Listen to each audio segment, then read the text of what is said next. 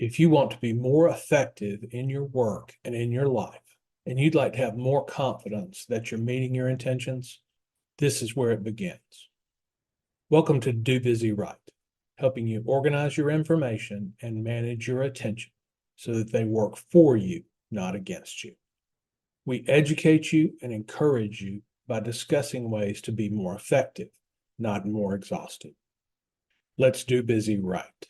I thought it would be helpful to do occasional episodes on questions that I get from clients, prospects, and listeners. This will be one of those episodes. I'm always happy to get questions, so if you have one that you'd like for me to deal with, just let me know. You can send it to larry@dobusyright.com or connect with me and message me on LinkedIn. I can't guarantee that I'll get to yours, but if I do, I'll let you know which episode to listen to for an answer. In these episodes, I'll answer one or more questions depending on the length of the answer. Check the show notes or just stay tuned until the end. Here we go with question and answer time. Today's listener question is from Joel. He's been a buddy of mine for a long time. Thanks for the question, Joel. He asked me about what he refers to as the squirrel brain.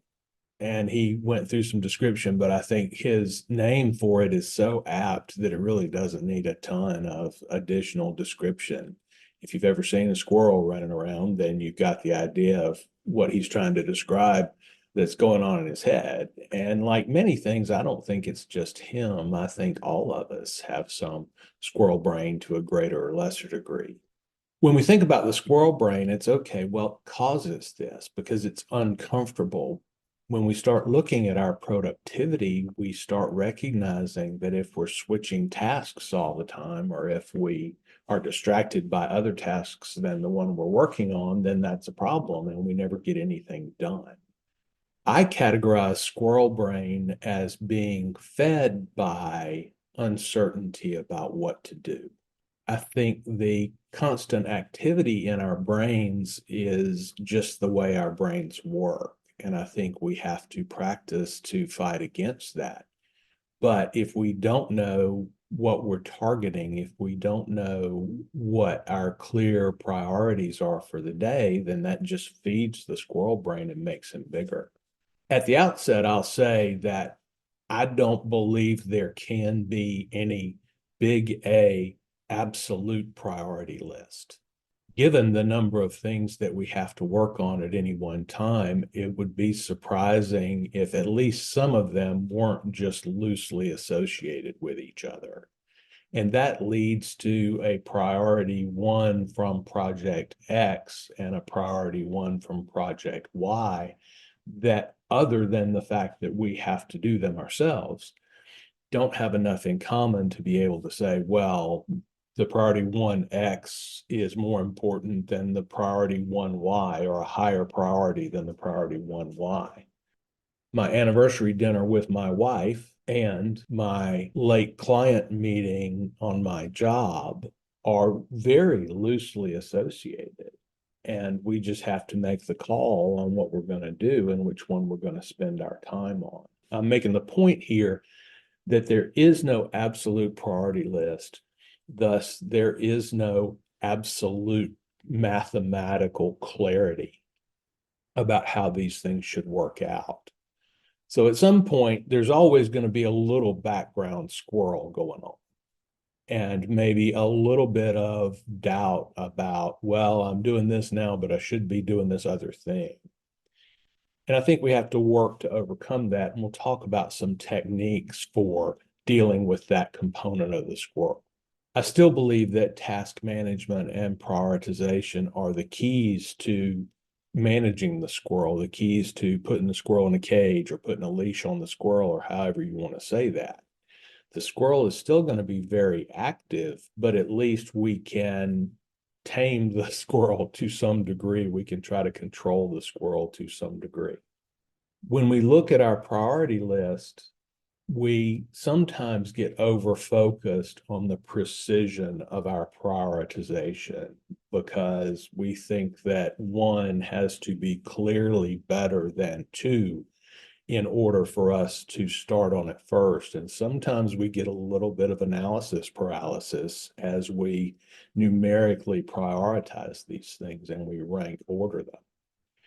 In that case, what we need to do is recognize the fact that there are more than one slots to do work in any given workday. So recognizing that becomes a part of this management of the squirrel. If we get bogged down in too much analysis of, well, what has to be number one, then I think we invite the squirrel back into our lives. I think we loosen the squirrel's collar a little bit by thinking that way. When the squirrel happens, recognize that the thing that you're doing, you decided to do, that you're going to be doing it for a specific time-limited period, and then you'll get back to the other things that are also on your priority list for today. This thinking about the number of tasks that you need to expect to get done during a day brings up a really solid point about there's not a specific number of tasks that you'll get done every day. I think our schedules are not that predictable. I think our task size is not that predictable. The way to deal with this in the attention compass is during daily review, you look at your calendar and you allot work blocks into your calendar in spaces that are not already reserved.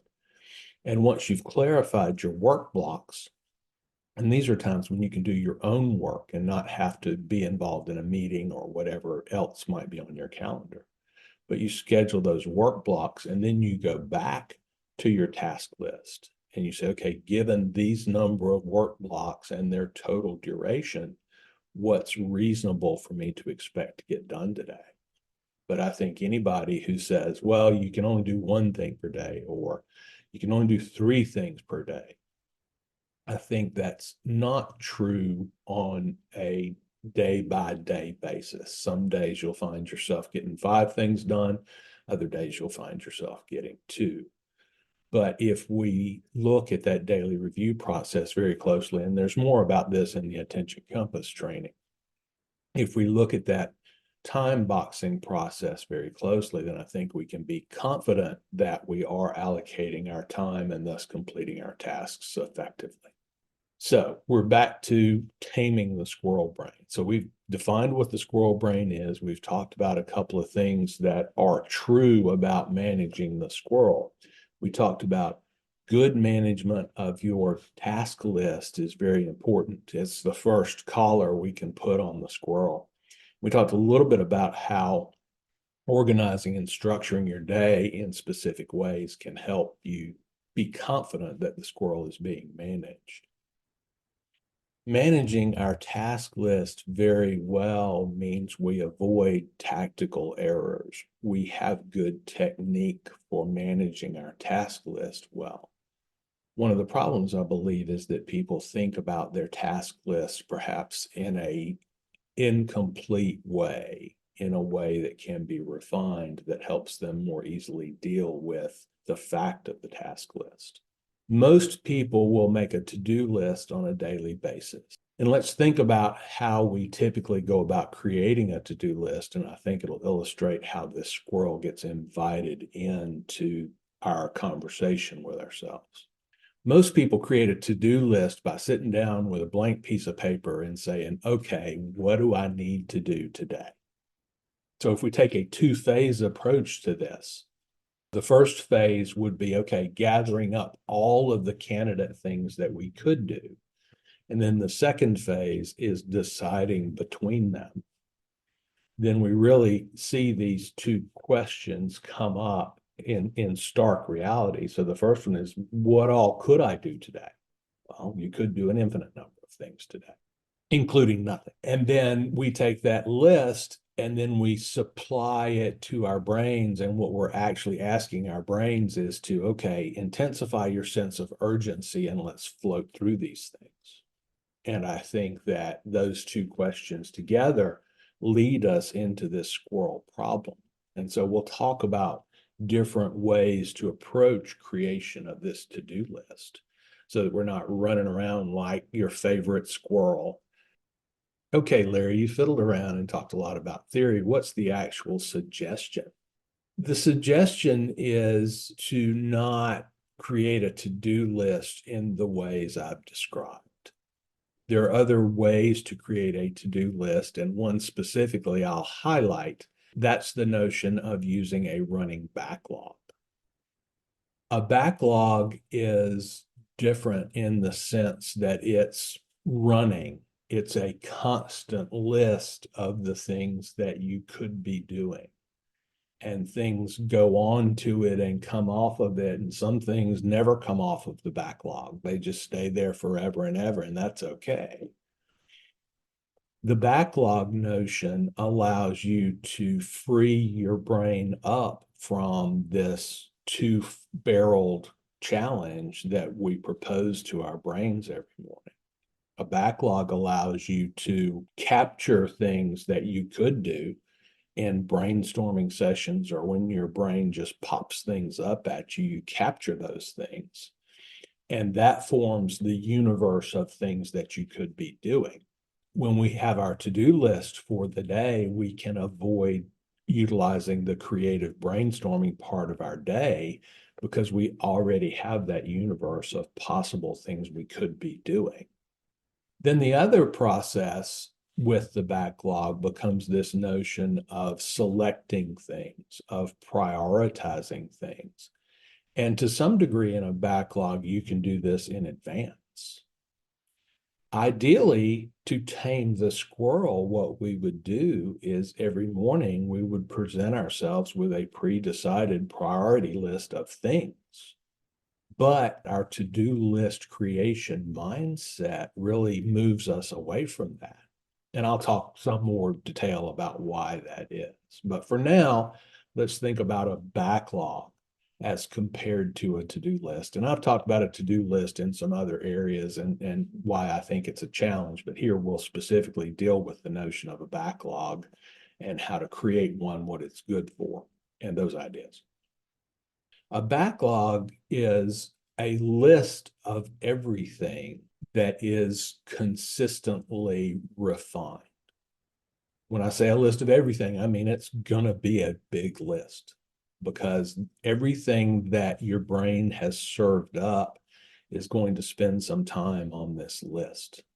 So the list needs to be organized. And when I say organized, it needs to have multiple different modes of organization, multiple different themes, if you will, that we can pull up at any time. We'll talk about this in more detail when we get into the tactical part of the backlog. But organization of the backlog is key because a good backlog has a ton of things on it. I mean, a long ton of things. We're not talking about 30 items in this backlog. We're talking about 300 or even 3,000. And dealing with a list like that requires organization. It requires consistent maintenance. Now, when we start looking at things, a list with 3,000 things on it, you might start thinking, well, I'll just pile this up and search it when I need to search it. There's a difference between a pile and a backlog. A backlog is an organized pile. A backlog is a refined pile. It's still a very large stack of things, but it's organized. It's thought about from time to time and not just 45 seconds every morning to create your new to-do list. There are consistent periods, and I'll get into this later, of managing this organizing activity. The problem with a pile is with a pile, you can only deal with either individual units in that pile or the whole pile. But there's not a subset that you can easily grasp that's already organized that you can pull out of the pile and inspect.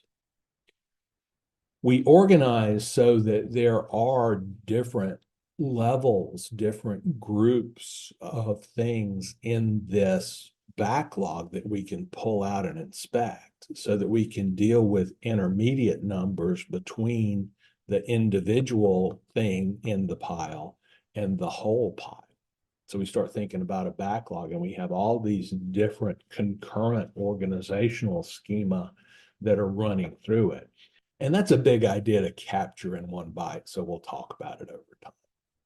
A backlog is emergent. A backlog is something that consistently takes in ideas and thoughts about what we could be doing out of the entire universe of possibilities, what we could be doing. Over time, it emerges, it's refined. So the refinement process, and we'll go into detail, talks about how these organizational structures emerge over time. I would never suggest that you create some elaborate organizational schema and then fit all of your stuff into that schema. Your organizational schema should emerge. It should have new organizational themes that pop into it from time to time that are useful for a while and then fade into the background in favor of other kinds of organizational schema. That's what I mean when I say emergent. The total number of things in the list is consistently emergent. It's this rolling list of things, but also the refinement and the organization are emergent and happen over time and get better and better as we continue to do it. Now we'll talk about a few reasons to have a backlog. And these are really facts about the world that we need to address. And there's three of them. There's three reasons to have a backlog. The first reason is you may as well go ahead and recognize the fact that you can envision more tasks for yourself than anybody could possibly do in 10 lifetimes. It's pretty easy to sit down and let your brain run free and say, okay, brain, be creative. What all should I be doing?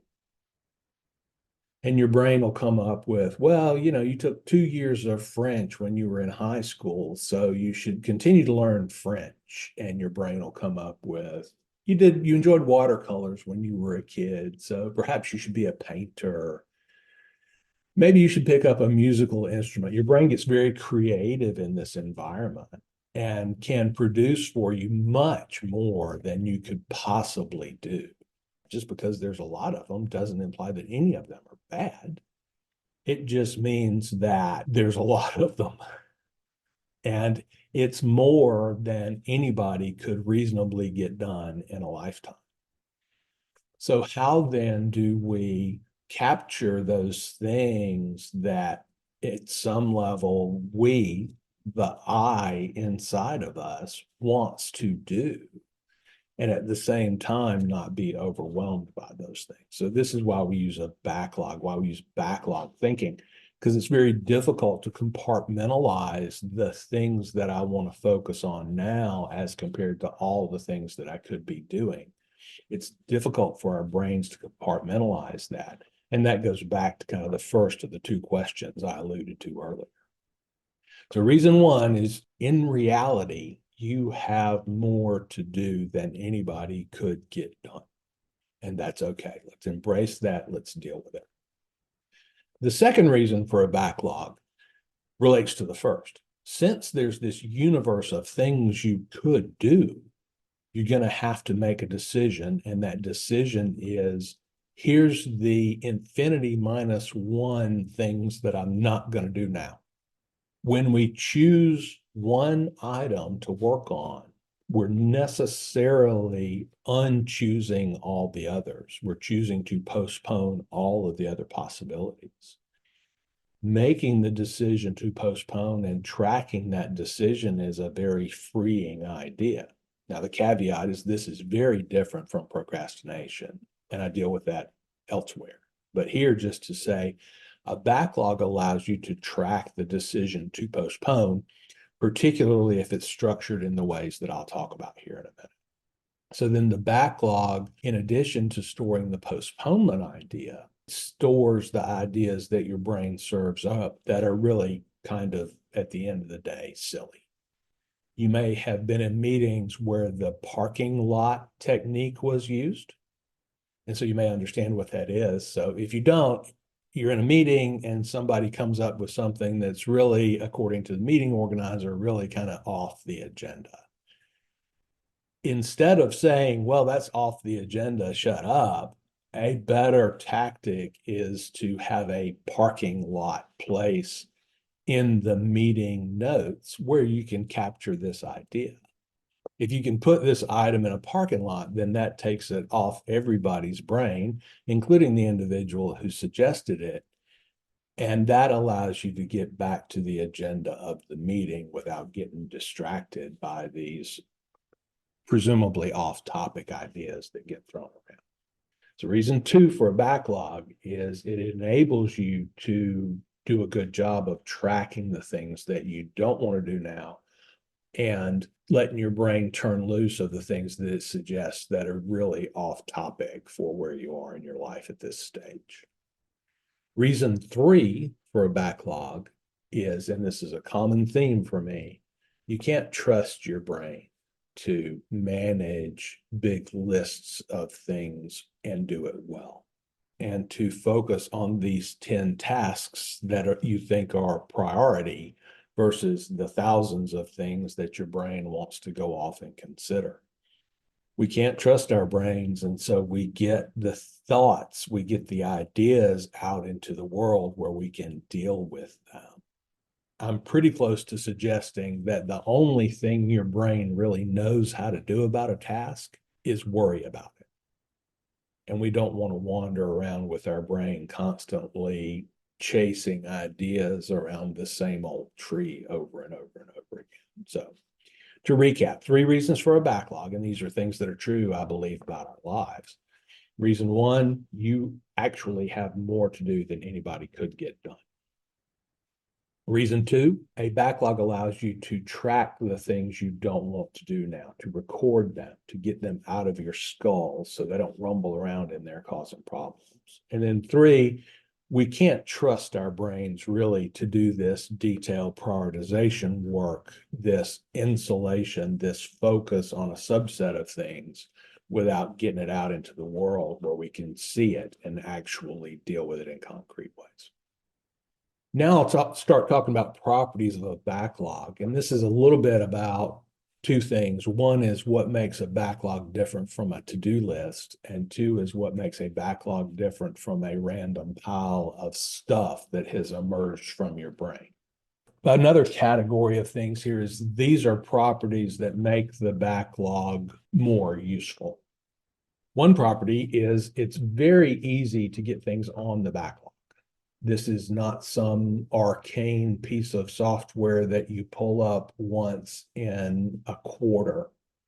This is something that's for you easily. It's something that's at your fingertips. It's not a fire safe over in the corner of your garage somewhere. So the first thing is it's easy to get things on there. It should be easy to, when your brain has an idea, it should be easy to fling it out into the backlog. And there's corollary notions here that we'll talk about as we go on. But the first thing, it should be easy to put things on it. The second thing is that it should be highly visible and accessible from everywhere. So this is another ease of use thing. It should be very easy for you to pull up your backlog and work on it. We're going to be consistently working in our backlog. And if it's hard to do, then you'll resist doing it. So it needs to be somewhere, metaphorically speaking, close by and at your fingertips. And it needs to be highly visible so that you'll be reminded to get into it from time to time. The third property of a backlog is a backlog has no ability to ping you, ding you, or otherwise capture your attention. It doesn't need to be something that's buzzing at you from time to time.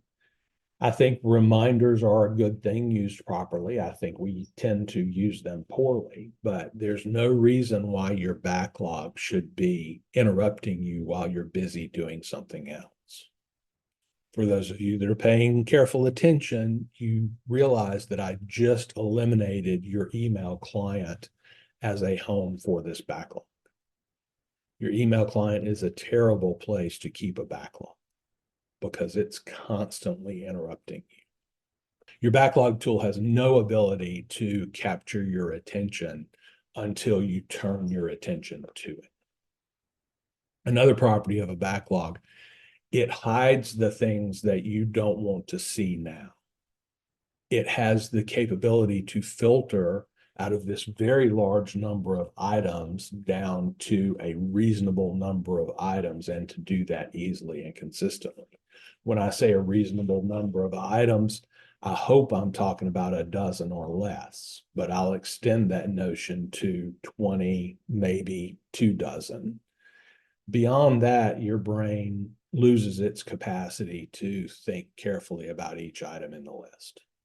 So there should be really good ways to hide the things that you don't want to see now, and thus get your focus on the things that you do want to see now. And that should be a fairly tight number of things.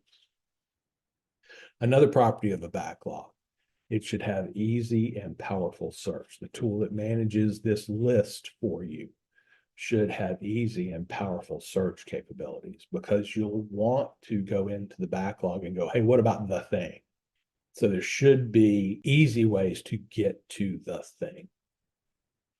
Another property of the backlog, categorization. There should be durable areas of similarity or durable context. And this is the subpiles idea that we talked about much earlier.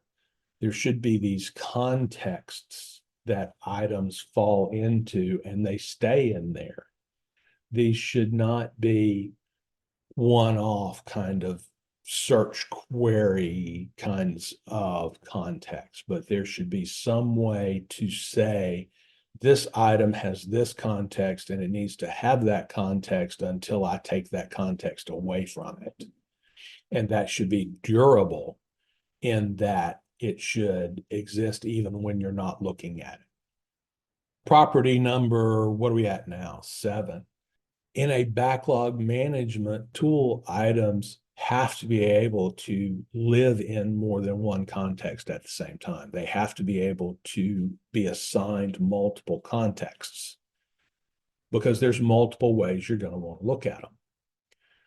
There may be a list that has to do with the Smith project, and you want to be able to say Smith project, and the things that have that context all pop up at once quickly and insulated and isolated from the whole universe of things. But there are things in the Smith context, for example, that may also have to do with learning a new work technique, and that would be a different context. And these contexts overlap like a Venn diagram. So the items on your list should be able to live in more than one context at the same time. Property 8. Items within this tool that represent your ideas should be able to capture lots of different kinds or styles of information. What I want to avoid here is just plain text being the only way you can represent an item in a list. Items have lots of different information about them. That information comes from different sources. Sometimes you're going to want to capture a picture. Sometimes you're going to want to capture a document. Sometimes you're going to want to capture a URL. Lots of text, yes, but also all these other things. Perhaps the ability to capture audio notes, perhaps the ability for an item in the list to contain an audio note to yourself about what you were thinking. The point is, as broadly as these items can manage separate types, styles, kinds of information, the better. That's why I use the term Velcro. The items in there need to be Velcro in the sense that you can throw any content or any contextual information at them without having to go through a whole bunch of transformational processes. Property 9. Your backlog needs an inbox. And when I say inbox, I want you to think about things that have gotten there into the backlog, but have not had any sort of thought about them yet. So one of the contexts that needs to be available is this context of new stuff that I haven't thought about. One way to characterize that is an inbox. You just need to be able to fling things at it. And then after some period of time, you need to be able to go to those new things and begin the process of refinement. So that set of new things needs to be easily identifiable and quick to pull up so that you can do that initial step of refining those things. In this way, you can convince your brain that your backlog can handle urgency. So it's a place where things get thrown, and then it's easy to identify what those things are that haven't had any attention yet, because that's important. Item 10, and this one's going to be controversial. Your backlog cannot be publicly accessible. Your backlog cannot allow other people to put things into it. This is another thing that leaves your email client right out of the discussion when we talk about a backlog management tool. If other people are putting things on your backlog, then even if they're in the quote inbox that we just talked about, then your brain loses confidence in the system. And it sounds harsh and dogmatic and anti-teamwork for me to say this. Don't hear me say I'm against teamwork. Don't hear me say I'm against collaboration. Don't hear me say I'm against shared information. That's not true. But in this particular case, if your backlog is accessible to other people, they will put things on it eventually that you don't care about, that don't need to consume your time. If that happens consistently enough, then your brain will lose confidence in the tool and you'll begin to fade away from using it well. So those are the 10 properties.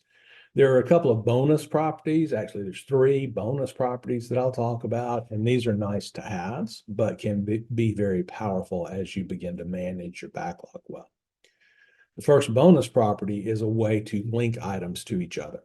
So we talked about context as being sort of a collection of items, and that's necessary. But also, if you can link item X to item Y in some meaningful way, because these two ideas, tasks, or notions are closely associated and have to do with each other, that's a nice to have, because that's just another way to organize and to refine things.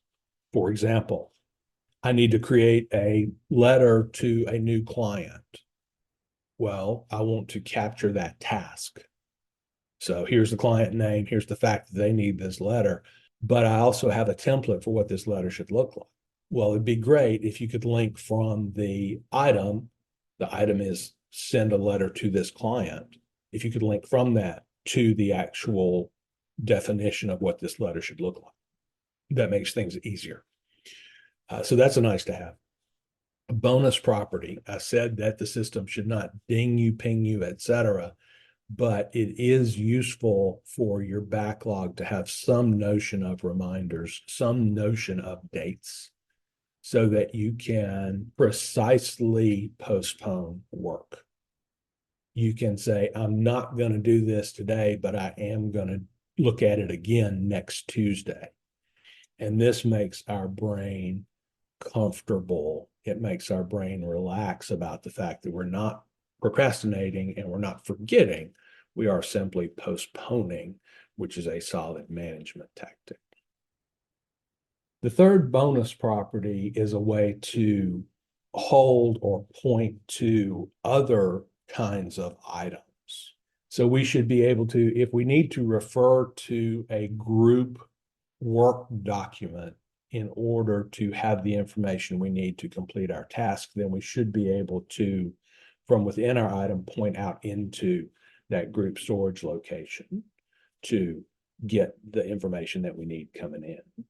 So some combination really of this notion of Velcro, a way to link items to each other, and holding or pointing to items outside of the tool that manages your backlog for you All of those ideas are very useful. A backlog is defined by how you interact with it, which is interesting. One of the differences between a backlog and a pile is a pile, you make a pile and forget about it. You throw things in the junk drawer in your kitchen so that you don't have to worry about them and you don't have to find a precise location for them. If you're not consistently managing that, then it becomes a pile by definition, where our workflows and how we interact with our backlog really define what a backlog is and really differentiate a good backlog versus a bad backlog.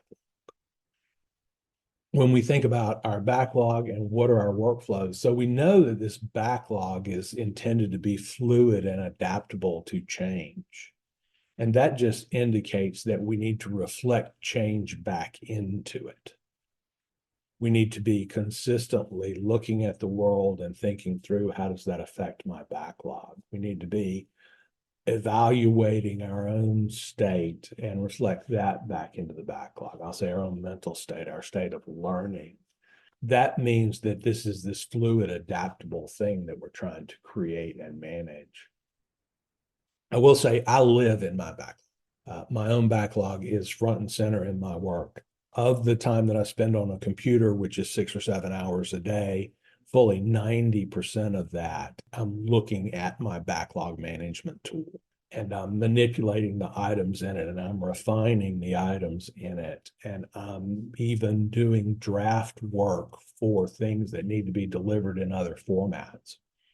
Living in that backlog means that I can consistently reflect into it changes that I see in the world that affect changes that need to be true in my backlog.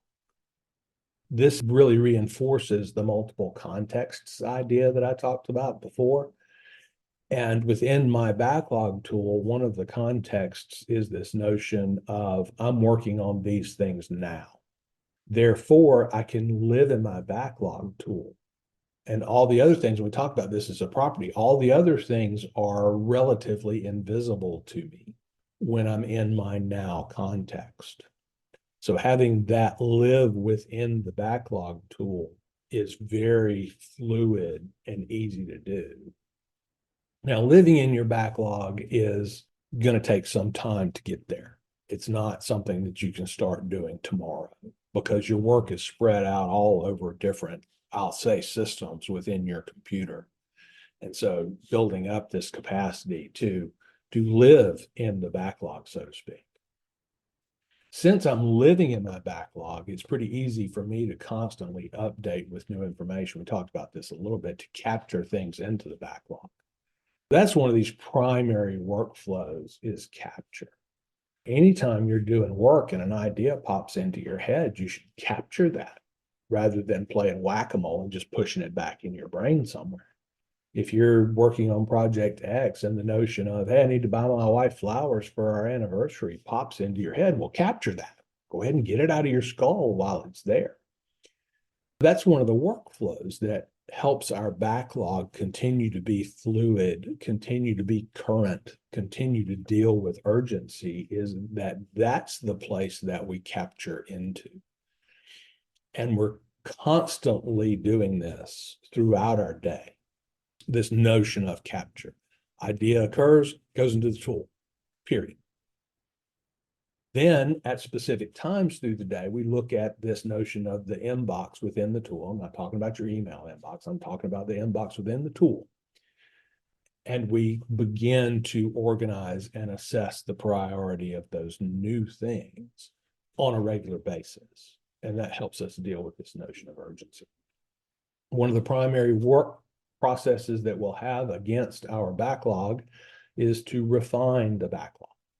This idea of refining, this idea of taking items on it and continuing to add information to them, continuing to increase our knowledge of them, continuing to assess the priority, this consistent refinement.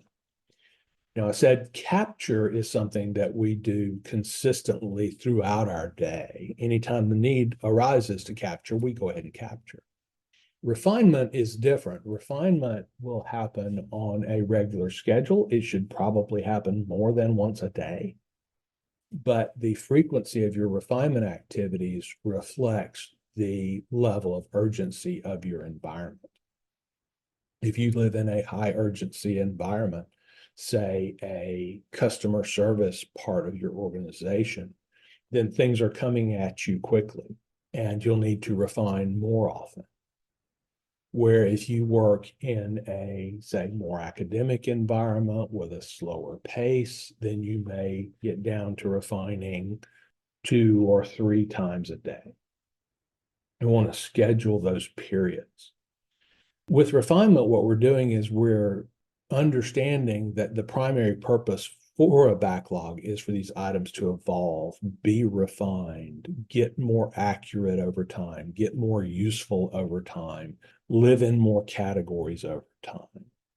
And as we recognize that that primary purpose of a backlog is for items to evolve, then refining is the process through which we evolve those items. I'll say this directly. I think I alluded to it previously. We want to refine thoughtfully and we want to refine on some sort of a schedule. And it doesn't mean it has to be done every 58 minutes on the 58 minutes. It means that there needs to be a regular rhythm of refinement activities. Sometimes you'll spend a large amount of time refining. Other times you'll spend a small amount of time refining. It depends on your context. But it needs to be done thoughtfully on a schedule. It probably doesn't need to be an ad hoc thing. If it's an ad hoc thing, then it'll get pushed aside by other priorities, and you'll find yourself with a big pile of unrefined goo after you haven't looked at it for a couple or 3 days. So making refinement this regular procedure in your workday. Refinement is an emergent process. Don't apply too much refinement too early in the process because that makes things brittle. Develop the ability to match your level of refinement to the, I'll say, time horizon of the item that you're looking at. So you want to refine things that are near in terms of time. Not worry too much about the things that are on the distant horizon. Not worry too much about refining that. So this way we match our refinement processes to the real world that we live in. And we don't spend a whole lot of time planning to learn French when learning French is 2 years away or more, or may never happen. So we don't spend a whole lot of time thinking about, well, which French lesson app should I purchase when learning French is 2 years away? For one reason, refinement gets stale. So if you pick the number one tool to learn French today, but you're not going to learn French for 2 years, then it's very easy to imagine that there might be another French language app pop up in the intervening 2 years. And so then the refinement that you did is wasted. So the key here is to refine things as they need refinement and to develop the idea of what's the right level of refinement for different things as they approach me on the time horizon. But you should be refining some number of days ahead of, say, a deadline for a piece of work. We talked about workflows. I think there are 2 primary workflows. One is this notion of capture, which is happening all the time, all during the day. Anytime something occurs to you, get it out into the system. And the second is this refinement process, where several times a day, you take 15 or 20 minutes and you go in and you deal with the inbox. And once you've dealt with the inboxes, you go look at your context of things to do today. I refer to that as a now list. And that way you respond to urgency, actual urgency in your work. And I'll say another workflow is a larger refinement session where perhaps we spend an hour or 2 looking at these different contexts and making sure our items are updated effectively. There are a few other issues as we look at our backlog. Our backlog, the backlog I'm suggesting here, holds tasks. A task is never completely defined until it's done. So don't feel like you need to get caught in analysis. Say what you need to say about your items and move on. We talked about the fact that a backlog must have multiple contexts. These contexts need to be fluid and emergent. They don't need to be predefined. They need to be able to be created and destroyed more or less on the fly. This leads to the notion that there are multiple ways to organize things. It's not some static set of parameters or fields by which you can organize. So I would say the backlog is probably not manageable by current CRM tools as I understand them. I'll say the biggest other issue about the backlog is this notion of collaborative information. I said before, your backlog has to be personal. It has to be your thinking. It has to be your organizational schema. You can't consistently be translating your thinking into someone else's thinking in order to interact with your backlog. That's absolutely critical, because if you have to do that, one is it's slow, and two, it's error prone. And I use this example all the time. If we share some organizational scheme and I use the term blue-green and you use the term aqua, then the tool would have to reflect both of those in order for you and I to both be able to use it fluidly. If you concede the fact that we're always going to use the term blue-green, then every time you look at that parameter, you're going to have to translate from aqua to blue-green. You're going to have to put yourself into my mind and say, okay, how does Larry think about this thing? And that's slow and error prone. So it has to be personal. This impersonality that I referred to just a minute ago, that's the fundamental challenge of group information management systems, is this need to collectively agree on some categorization, some organizational schema. I don't think the people that are creating group information management tools understand the magnitude of this challenge. So when we deal with collaborative stuff, we need to deal with it from within the context of our own personal, individualized backlog. And this goes back to the notion that ideally your backlog would be able to refer out to another set of information or sets of information somehow. The notion here is, if you look at a library, there's a thing called a card catalog. And a card catalog is a different organizational schema than the organizational schema that is used to organize books on the shelf. On the shelf, the books are organized probably by the Library of Congress organizational system. The layperson is not an expert in the Library of Congress organizational system, so the library adjusts to that by giving us a card catalog. There used to be 3 card catalogs in any library, and now the card catalog is on a computer, which helps. The card catalog lists books by title, but recognizes the fact that they're not stored on the shelf by title, they're stored on the shelf by subject. So the card catalog then represents a link between the two organizational schemas. As consumers, we think of books often by title, but organizing them by title in the library is not efficient. So they organize them some other way, and they capture the link between the two organizational systems in this card catalog. So you go searching by title, you find the title of the book that you want, and it references this other categorization schema. That's where we go find the physical book on the shelf. Well, the reason I bring this up is because you want your backlog to be able to do a similar thing. You want your backlog to be able to have these links out into other organizational schema. So let's use a concrete example.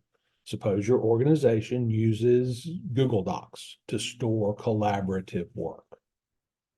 Well, it has a structure, an organizational schema, so that the work is not just in some big, huge pile. but there is a specific URL or file locator, like in Windows, C:\/ blah, blah, blah, blah, blah, that will point to that file. So what you'll want to do in order to interact with the group information management system is build a card catalog within your own backlog management tool. So you'll have an item that says the report that Joe sent to Susie on March 3rd, 2023, or however you name this thing. And within that item, you'll have a link out to the location of the document. And in this way, you can begin to build your own card catalog that links between your organizational schema and your organization's file organization schema. So that's how we deal with collaborative stuff. We take responsibility and ownership for dealing with it that way. We can't say, hey, I lost the document. So we've got to build our own from within our organizational schema. We've got to build our own links out into the group's organizational schema. And I think that's the best way to deal with collaborative information. So I'll say a couple of final kind of wrap up things. One of the notions that you may as well get comfortable with is you already have a backlog. It's just that your brain is managing it, and your brain is a poor managerial tool for a backlog. Your brain simply cannot process the multitude of things that need to be happening in your work. I think the backlog tames the squirrel brain. More precisely, using the proper tool for existing backlog tames the squirrel brain. So stop using your brain as the tool to organize this pile of stuff and get it out into the world where it can be organized more cleanly and more effectively. And that'll tame the squirrel brain. I'll do a quick recap. Let's think about the properties real quick. So the properties of a backlog: it's easy to get things on it. Those things, the tool itself is highly visible. It's just accessible from everywhere, and to the degree that we can make that true. It has no ability to capture your attention. It hides things you don't want to see now. It's Velcro. You can put lots of different types of information into an item on the backlog. It cannot be publicly accessible, and I'll give this emphasis. That's going to destroy your confidence in your backlog if it's publicly accessible. The rest of the properties are listed in the show notes, and you'll be able to capture them there. Talked about bonus properties. I won't recap this now. We talked about using a backlog. A backlog is distinguished from a pile because of how you use it, how you have workflows around it. Two primary workflows: capture. When things occur to you, you're able to fling them into the backlog in seconds, not minutes. It's like, blah, I had an idea. You type it out, or you say it out loud, or however the quickest way is to get that out of your head and back into your work. So capture needs to be immediate, and it needs to be an ongoing process, an ad hoc process that happens whenever it needs to happen.